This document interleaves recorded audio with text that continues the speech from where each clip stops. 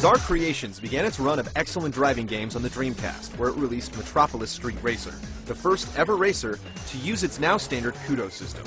It was a brutal game where finishing first didn't mean a thing unless you did it with style. Over the years, Bizarre has cooled on the punishment and honed the kudos experience across 3 installments of Project Gotham Racing. The 4th is finally ready for the starting grid, but does it take the checkered flag or spin out?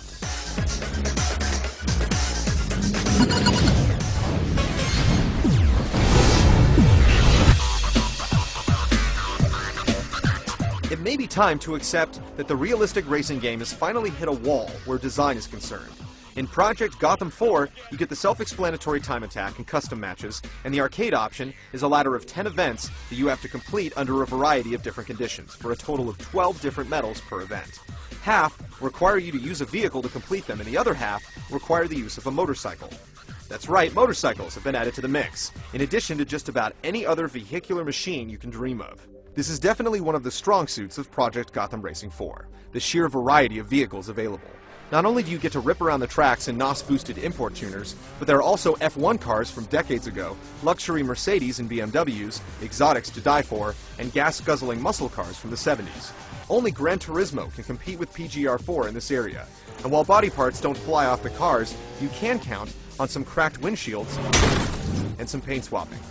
Where you'll spend the most time is in the Gotham career option. You begin by creating a male or female driver, selecting their country of origin, and then tricking out their leathers and helmet. From here, it's the same old song and dance we've grown accustomed to. You complete series after series of racing events strewn across a calendar, and your rank gradually rises with the goal of becoming the #1 driver in the world. Events come in 2 types, majors and invitationals. The majors are Grand Prix-style events where you complete a series of races in the hopes of topping the leaderboard when the final finish line has been crossed. The invitationals are one-off affairs where victory rewards you with a new vehicle. Should you fail or take a pass, you'll have to wait until next year to try them again. We have to hand it to the developers here. They've come up with just about every conceivable way to race around a track. There are checkpoint races, cone races, events where you have to drive like a maniac and earn kudos, knockout events, you name it. Even so, considering how long it takes to reach the pinnacle, the events do eventually become routine. Placing rewards you with kudos in addition to the ones you earn for drifting, spinning out, nailing a turn, or otherwise driving like a bat out of hell. Those kudos can then be spent to unlock vehicles, tracks, and other goodies. Online, the game continues to pile on the options. In addition to ranked championships that utilize true skill ratings to make sure you're not lining up against Mario Andretti when you're first getting started, you can then save your favorite videos or snap some photos and share them with other players who can then rate them. You can also save ghost data from your best runs and allow friends to try and best them. And of course, you can always check the leaderboards to see where you stand on an international level. Tracks are strewn all across the planet in 9 different locations. From the neon-glazed pavement of Las Vegas to the rain-soaked tarmac of England, there's no shortage of locales to lay down some rubber.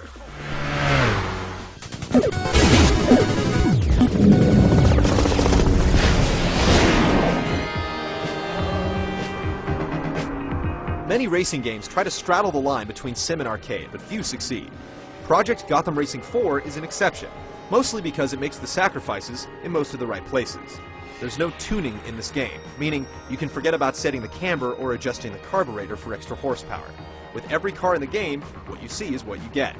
There are 7 different vehicle classes rated in 5 categories, including the typical top speed, acceleration, braking, drift, and grip.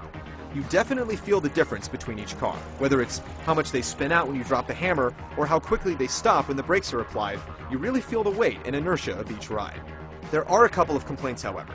While the motorcycles are fun to ride and easy to handle, the game treats them as if they weigh 5 tons. Knocking a rider off a bike takes far more effort than it should. We understand that it's to balance the game, but it could have been done in a much more realistic way.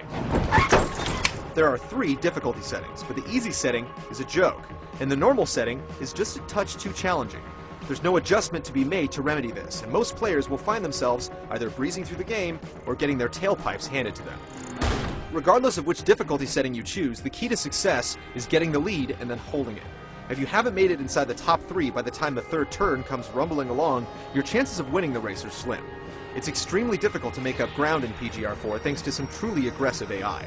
Computer drivers will slide over to cut off the pass and play rough in the corners. Weather has a huge effect on how the cars handle, with fog being the largest deterrent to success. Not being able to see an upcoming corner can make you tentative. and tentative and PGR4 don't mix. Niggling complaints aside, this is one of those games where you eventually get into the zone, and things will become easier. It can take a while to get there, so we recommend a 4-day test drive to figure out if it's something you can deal with.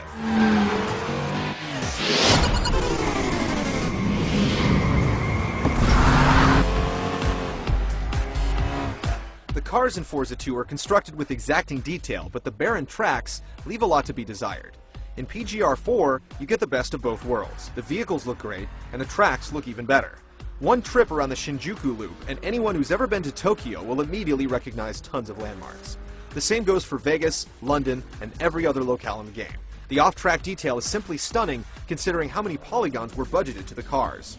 Humans that transcend the cardboard cutout litter the bleachers, and the weather effects are so convincing that you'll want to play from the cockpit view.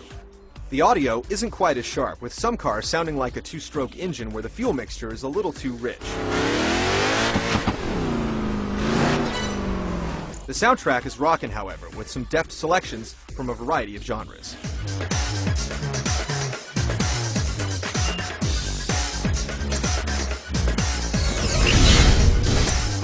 Project Gotham Racing 4 is a solid game on all fronts, but it also begs the question, just how many games of this type do we need?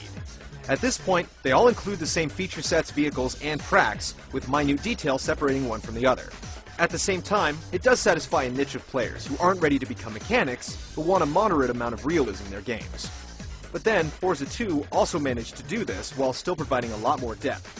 PGR4 is loaded with content, and the driving is generally tight. It just fails to break any sort of new ground.